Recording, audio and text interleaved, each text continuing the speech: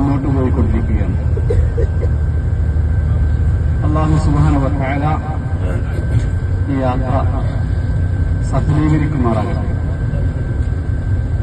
അതിന്റെ എല്ലാ നന്മകളും പടച്ച റബ്ബ് നമുക്ക് പ്രദാനം ചെയ്യുമാറാകട്ടെ.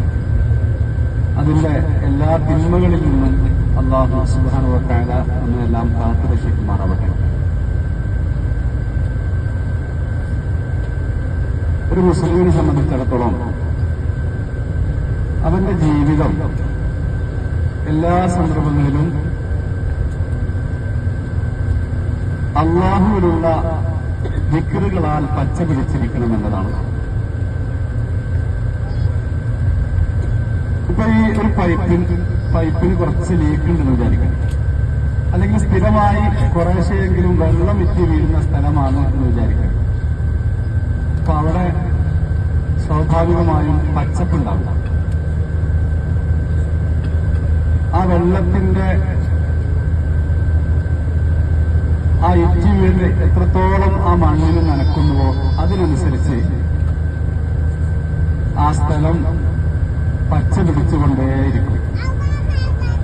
തൊട്ടപ്പുറത്തുള്ള സ്ഥലം അത് വറ്റി വരണ്ട് ഉണങ്ങി ഊശ്വരമായതാണെങ്കിലും ഈ സ്ഥലം നല്ല പച്ചപ്പുള്ളതായിരിക്കും. ഇതുപോലെയാണ് അള്ളാഹുവിന്റെ അധികാറുകൾ കൊണ്ട് ഗണ്യമായ ഒരു മനസ്സും അള്ളാഹുവിന്റെ ദിക്റുകളില്ലാത്ത വറ്റി വരണ്ട മറ്റൊരു മനസ്സും തമ്മിലുള്ള വ്യത്യാസം. അതുകൊണ്ട് സത്യവിശ്വാസികളായ നമ്മൾ എല്ലാ സന്ദർഭത്തിലും അള്ളാഹുവിന്റെ ദിക്റുകളാൽ നമ്മുടെ നാവിനെയും ചുണ്ടിനെയും മനസ്സിനെയും നമ്മൾ ധന്യമാക്കണം. വിശുദ്ധ ഖുർആനിലൂടെ അല്ലാഹു സുബ്ഹാനഹു വ തആല നമ്മളെ പഠിപ്പിച്ചത് നിങ്ങൾക്ക് അല്ലാഹുവിലേക്ക് അടുക്കുവാനുള്ള മാർഗങ്ങൾ, വിവിധങ്ങളായ മാർഗങ്ങളുണ്ട്. അത് നിസ്കാരത്തിലൂടെ നിങ്ങൾക്ക് അല്ലാഹുവിലേക്ക് അടുക്കാം, ക്ഷമയിലൂടെ നിങ്ങൾക്ക് അല്ലാഹുവിലേക്ക് അടുക്കാം, അതുപോലെ നിരന്തരമായി അല്ലാഹുവിനെ ദിക്റുകളിലൂടെയും ദുആകളിലൂടെയും ഓർക്കുന്നതിലൂടെ നിങ്ങൾക്ക് അല്ലാഹുവിലേക്ക് അടുക്കാം.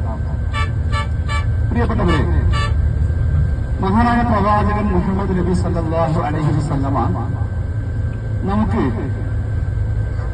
നിത്യജീവിതത്തിൽ നമ്മൾ പ്രാർത്ഥിക്കാൻ വേണ്ടി ഒരുപാട് പ്രാർത്ഥനകൾ നമുക്ക് പഠിപ്പിച്ചു തന്നിട്ടുണ്ട്.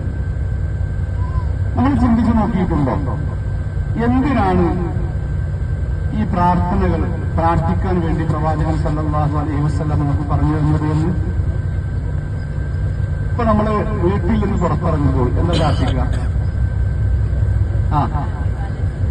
ബിസ്മില്ലാഹി തവക്കൽതു അലല്ലാഹി ലാ ഹൗല വലാ ഖുവത ഇല്ലാ ബില്ലാഹ്. അതിന്റെ അർത്ഥവും ആശയവും പ്രിയപ്പെട്ടവരെ നമ്മളൊന്ന് ചിന്തി നോക്കിയിട്ടുണ്ടോ? ബിസ്മില്ലാഹ്, അള്ളാഹുവിന്റെ നാമത്തിലാണ് നമ്മൾ വീട്ടിൽ നിന്ന് പുറത്തിറങ്ങുന്നത്. അള്ളാഹുവിന്റെ നാമത്തിലാണ്. അവിടെ അള്ളാഹ് നമ്മൾ ഓർക്കുകയാണ്.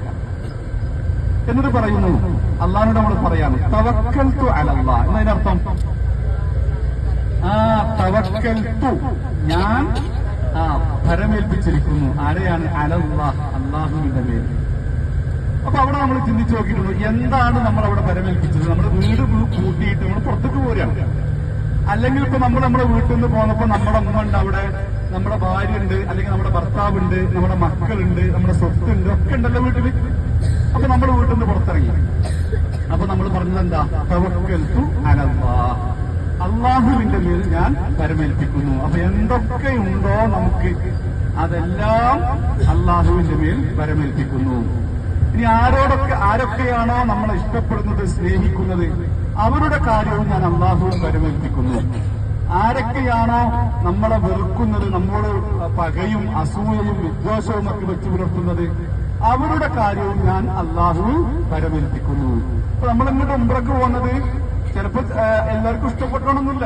മനുഷ്യന്മാരാണ്, അസൂയ ഉണ്ടാവും, പകയുണ്ടാവും, വിദ്വേഷവും. അതൊക്കെ ഉംറക്കാണ് പോകാനായി എന്നൊക്കെ പറഞ്ഞിട്ട് പല രൂപത്തിലും പ്രതികരിക്കുന്ന ആളുകളുണ്ടാവും. മനുഷ്യന്മാരുടെ കൂട്ടത്തിൽ അങ്ങനെ ഉണ്ടാവും, സ്വാഭാവികമാണ്. പക്ഷെ നമ്മൾ എന്താ ചെയ്യാനുള്ളത്? അതെല്ലാം നമ്മുടെ സാക്ഷാൽ റബ്ബിൽ പരമേൽപ്പിക്കുകയാണ് വേണ്ടത്. അതാണ് അവിടെ തവക്കൽതു അലല്ലാഹ്. എന്നിട്ട് ഏതൊരു അള്ളാഹുവിലാണ് നമ്മൾ വരമേൽപ്പിച്ചിരിക്കുന്നത്? ഏതെങ്കിലും ബിംബങ്ങളെയാണോ, വിഗ്രഹത്തെയാണോ, കല്ലുകൊണ്ടും മരം കൊണ്ടുമൊക്കെ ഉണ്ടാക്കിയിട്ടുള്ള വസ്തുക്കളെയാണോ നമ്മൾ വരമേൽപ്പിച്ചിട്ടുള്ളത്? അല്ല.